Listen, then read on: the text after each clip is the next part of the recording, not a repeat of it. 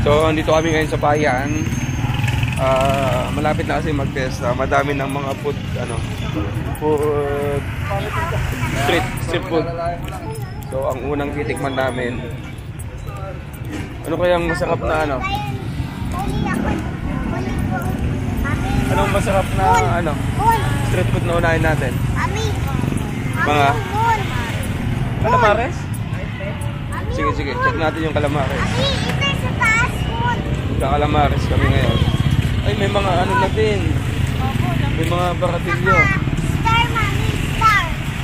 Pero guys, pag calamares, check natin yung calamares. Papakita ko kasi madami ng mga street foods dito. So, ayun may mga calamares, may mga manok. Ay, may shawarma. Ayun unahin natin yung shawarma. Tara, magsha-shawarma kami. Check mo lang dito. Yes, sir, ma'am. Shawarma po. Magkano yung shawarma? Punta ka lang kay dati. 60, may 110. Yung na lang, 110. Lang po. Siyempre, yung 110 yung pag-lali yun.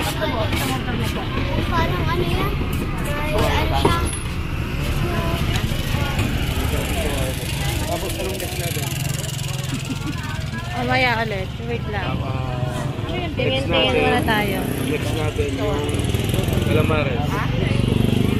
Andito ako sa may PTO. Sarap niyan. Oh. Ano yan? Baka, baboy? Ano sir? Pork and beef po. Pork and beef. Uy, sarap. Matatakam ka na naman. Sarap. Tignan mo yung asawa ko. Natatakam na naman sa shawarma. Guys, take out na lang. Actually, favorite nitong shawarma na to. Ayan sarap. Tapos next naman, calamares naman ang next. Yung calamares naman, yun naman.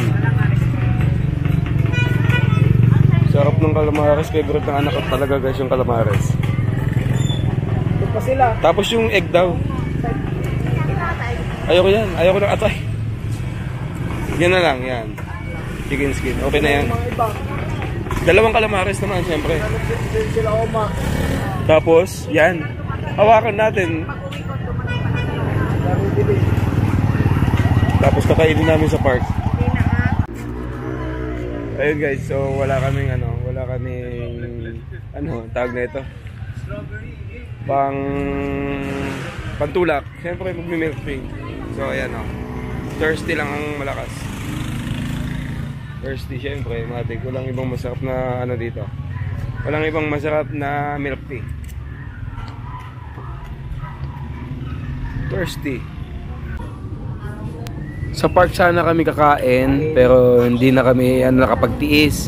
So dito na lang kami sa may hagdanan. Kasya naman kami. Per baitang nga ang nangyari. Medyo malayo po kasi yung park dito sa may gawin ng palengke. Maglalakad pa kami, siguro mga 200 meters pa yung layo niyan. So ang dami pang tao, ang daming sasakyan. So ayun, may hagdanan na lang kami ng palengke kumain dahil gutom na nga kami.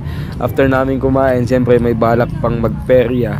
Actually guys, malapit na yung pesta dito sa Quiapo. So madami ng mga baratilyo, nag-uumpisa na. And paunti-unti na din yung mga nagtitinda ng mga street foods.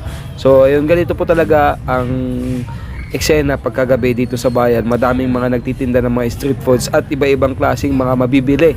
Like yung mga pagkain na hindi nyo na makikita sa mga mamahaling restaurant. May mga calamares, may mga atay ng manok, atay ng baboy. So ayun, may mga shawarma. Yung shawarma nga lang medyo social pa, pero masarap actually guys, masarap yun.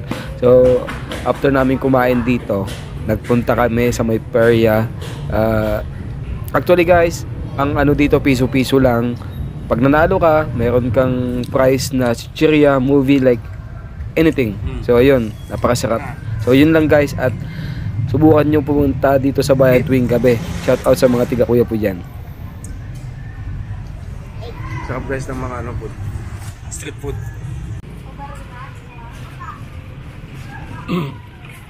Gusto mo ba ng baril? Mamaya na, sineset up mo set up pa nila, no? Guys, gusto daw nung anak ko yun. Gusto daw niyang mag-barrel. Gusto niya pala mag-barrel. Idol ako ng aking anak, di ba? Tingnan niyo naman, shooter yan. Nakatama siya actually diyan na isang bola. So, ayun, shooter din, no? Tingnan niyo, may balak ata magpulis yung aking unika iha. So, ayun. Medyo may kabigatan ng konti dahil bata pa naman yung anak ko. Tingnan niyo naman, no, shooter. Shooter siya, pumutok. Actually, guys, pellet lang yan, pellet gun. And 20 pesos isang magazine, 20 piraso yung bala. So, hindi siya makatama. Makikita nyo mamaya, ako na nga, inagaw ko na dahil gusto ko din pumutok actually. Hindi naman yan pamatanda, pambata lang yan kasi lapit-lapit lang, guys. So, ayun, enjoy kami dito.